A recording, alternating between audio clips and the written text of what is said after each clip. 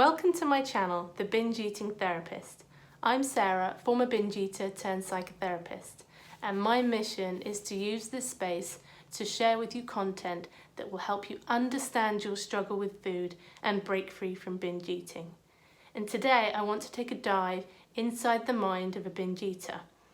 Now, everyone who struggles with binge eating is very different in many ways. I'm not trying to lump everyone together into one category.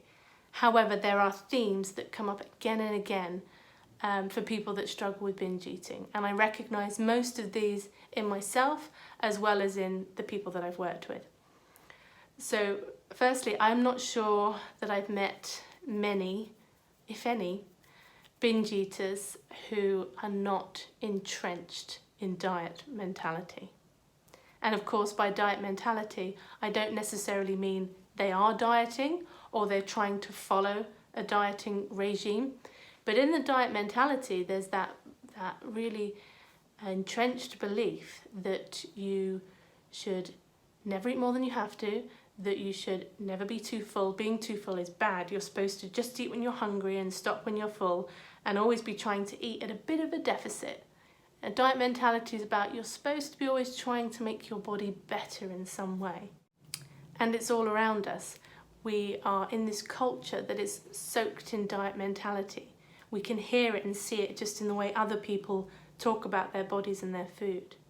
So start paying attention to how other people are talking about it and start pushing back. It's like a mental, a psychological pushing back each time you notice it, to be saying, no, that's not me, that's not helping me. This is not the answer to go down this route. And it takes some repetition, it takes a lot of unteasing to start undoing that diet mentality. And some of those old thoughts still might pop into your head from time to time. But the more aware you become of them, the more you can watch how diet mentality is playing out in your life, the more you'll start to have a bit more of a choice about how you react when those messages are coming at you. And so let's move on then to black and white thinking. This one comes up a lot. It's the all or the nothing. So with the black and white thinking, binge eating is the perfect manifestation of black and white thinking. You're either eating an enormous amount and you're feeling out of control, or you're eating much less and you're feeling very in control.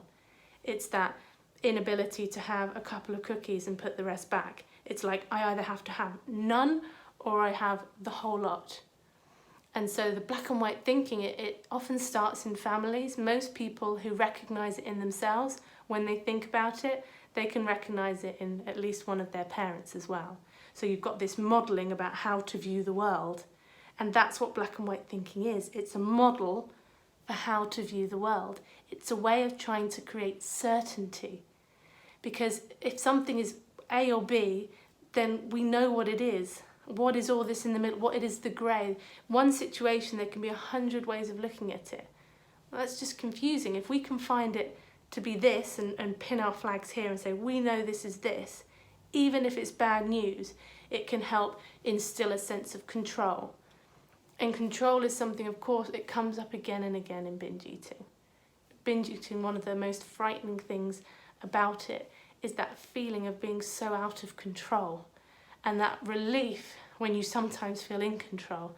So in the moments when you're feeling in control, you'll find yourself holding onto it really tightly, going, I need to just stay here, stay here, stay here. And at some point the control breaks and the swing takes you into out of control. And there's a really lovely concept by somebody called Janine Roth, who has written quite a few books about women and their relationship with food. And she divides people who struggle with food into two categories. And she calls them the restrictors and the permitters.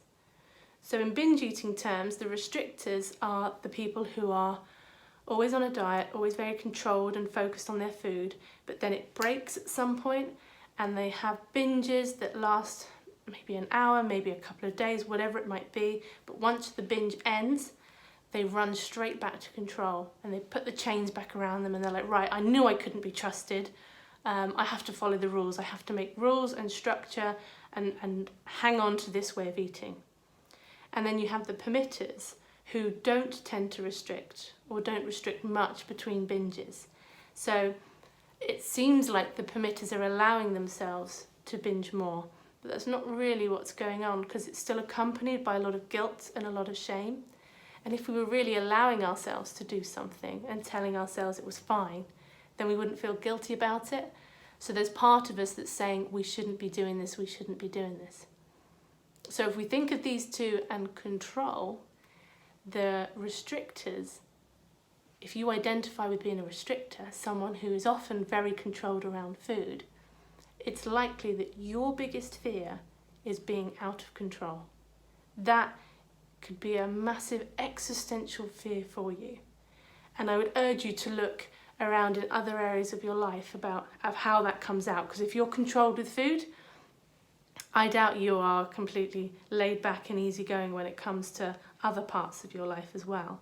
So these patterns that we're playing out with food, we don't just play them out with food, we play them in other places too. And then with the permitters, the fear of the permitter is being controlled. So the rules, even self-imposed rules, feel like someone trying to control you. So the permitter continues to keep proving and rebelling and saying, I'm free, I'm free. And the way they say that is by looking like they're eating what they want. But actually it's still this struggle that's going on. You might identify quite strongly as being a restrictor or a permitter, or you might see a bit of yourself in both. It doesn't have to be a completely binary process. You could be 90% restrictor and 10% permitter. But I think it's really helpful when we understand what control really means. What is the fear? Is the fear you being out of control, or is the fear something or someone controlling you? And depending on which side of the fence you land on that, you can often see what the result is in your eating behaviours. And then let's touch on perfectionism. Perfectionism comes up again and again. For people who struggle with binge eating, for people who struggle with other eating disorders, perfectionism is a real problem. And I often ask my clients, do you consider yourself a perfectionist? And sometimes I get an answer that's like, well, no, because I never do anything perfectly. But perfectionism is not about doing things well. When perfectionism is there, quite often it just paralyzes you into not doing anything at all. Because the perfectionistic mindset tells you, if I can't be this, then I can't, why even try? So then what that looks like with eating, if I can't eat super clean, healthy, whatever, paleo, keto, whatever it might be, if I can't eat perfectly, then why even try? And this ties in, it's an offset of the black and white thinking, but it's particularly around expectations for yourself. So if you can identify this with food, again, where else is this happening in your life? How does it affect you in your relationships? How does it affect you in your job? Because chances are, if you're holding these standards for yourself with food, you're holding quite high standards for yourself elsewhere. And quite often with the perfectionist, the standards, the expectations of yourself are just not realistic. You'll tell yourself that it is realistic to eat a certain way because look at this person on Instagram and what they're eating. You don't know what they're eating. But also you don't even know what's going on with their biology, with their mind. There is so many factors to compare yourself to someone else and say, because they're doing it, if I can't do it, that means there's something wrong with me, is just flawed on so many levels, and you will continually feel like you are failing. And then that will become a pattern for you, this fear of always failing, or this belief that you're always failing. So you'll end up kind of failing ahead of time, because it's really painful to try when we don't think we can get there. So rather than having your expectation about where you need to be, bringing that expectation back.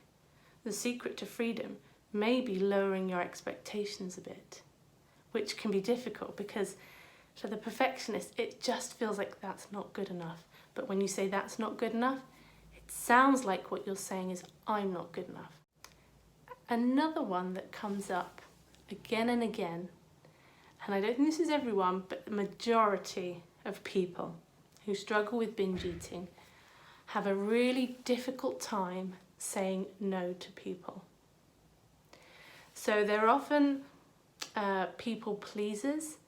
And the way to kind of tell if you are struggling to say no, because some people will say to me, I just like helping people, I like saying yes, I like making people happy. And that seems to sound like that's a good and worthy thing to do. But how many times do you feel annoyed at people for asking you for things? If you're someone who has that experience of feeling irritable, frustrated, annoyed, put upon when people are asking things of you, chances are you have a really hard time saying no. Because really, it doesn't matter what people ask of you.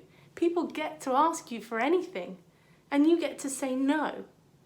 And they might struggle to hear it to begin with if you're someone who doesn't normally say no. But if you're someone who struggles to say no, just wants people to stop asking them so that they don't have to say no because it's so hard to say no. So there's often this boundary thing as well. So if this is happening with other people, it's difficult for you to say no in order to meet your own needs or put yourself first. That might be happening with food as well. It's difficult to say no to food when it's for your own good. This idea of putting yourself first by saying no. Because I don't know what no means to you. You might think of it as quite a negative word, or it means somebody doesn't care, or I don't know. There's so many meanings behind this tiny little word. And I think it's interesting to reflect upon what yours might be, because then you can see how it might relate when it comes to food. A lot of people feel deprived when they say no.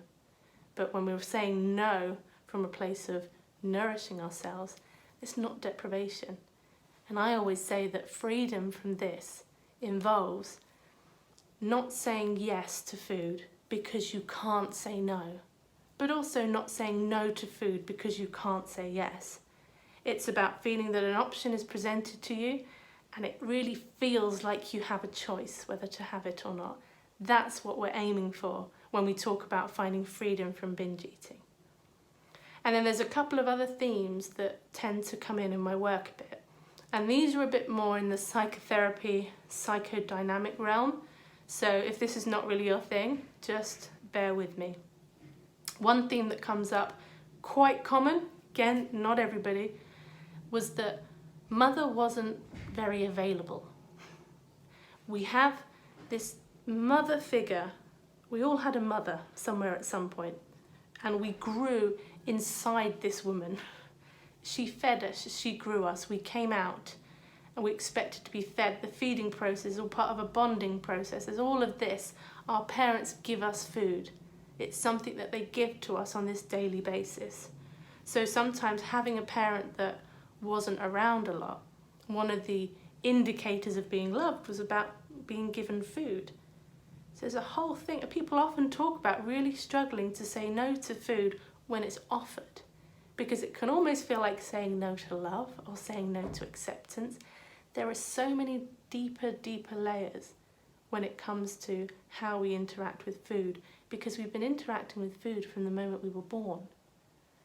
So another idea in psychotherapy is that we carry with us like this hidden child part of us from when we were little. So all these experiences that we had that we couldn't make sense of kind of stick around in us and come out in ways that don't look rational to an adult brain.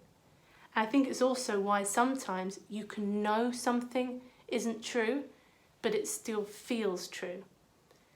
If that's the case for you with something, chances are whatever it is that you're struggling with, whatever the belief is, let's say the belief is something like, I'm lovable, your rational adult brain could say, yeah, I'm sure I am lovable. But when you don't feel lovable, chances are that message went in really early. It went in before you had the language to look at it and make a concept and understand it, which is why sometimes rational thinking can't undo it alone.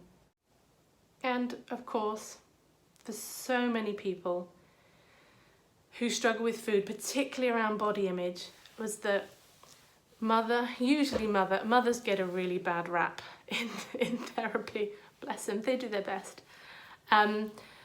Mother is often very concerned with her own eating and weight, and that their anxieties can be passed on sort of generationally. Sometimes that's really overt in what they say, and sometimes again it can be more of a felt sense. We know that children are really good at picking up the emotional atmosphere at home. So much of what gets passed on isn't explicit, it's much more implicit, and then we absorb it at the emotional level. So I think I've given you quite a lot today, so I'm going to draw it to a close there. So go well, namaste.